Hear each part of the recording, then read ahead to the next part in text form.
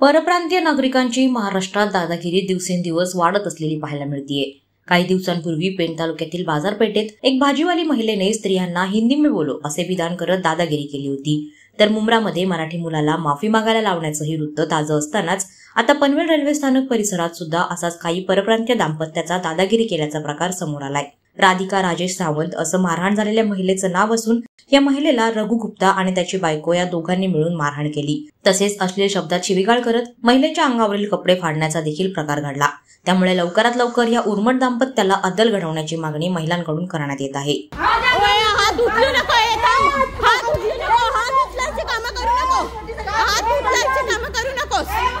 मारामारी कसली करते?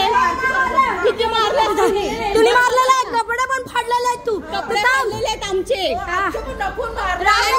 तू किती स्टार्टिंग आलीस तेव्हाच मारायला लागलीस तू आम्हाला। आम्ही काहीच नाही केलं, आमचा देव आमच्या पाठी। हिला का मारलं? हिला का मारलं? तुला कोणी ना मारलं?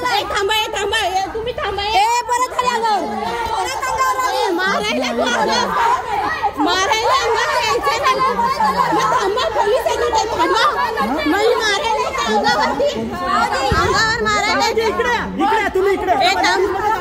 थांबा थांबा, पोलीस येतात। पोलीस येईपर्यंत थांबा।